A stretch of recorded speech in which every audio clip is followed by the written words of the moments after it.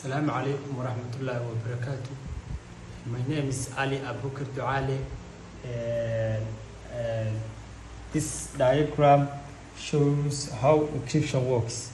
So first I type a message into the right format.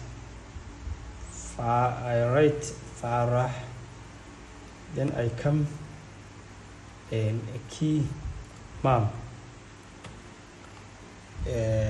Then I come IES.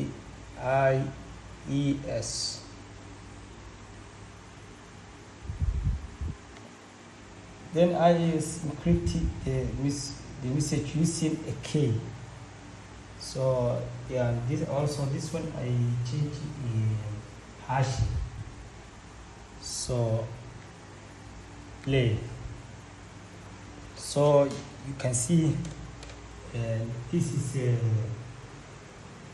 plain text, and this one is cipher text. This shows how it works encrypted. So I want to now change encrypted. So if I use the same key again, I can encrypt it back to the original message. So now I want to spell coding.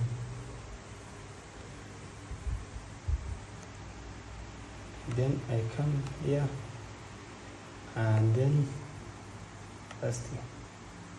So this one I change text, and this one encrypt and encrypt. I want to now decrypt. So this one hash. So let's play. So now and I tell you this is encrypted. So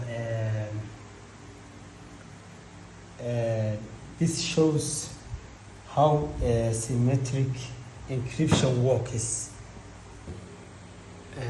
I finished it. Assalamu alaikum warahmatullahi wabarakatuh.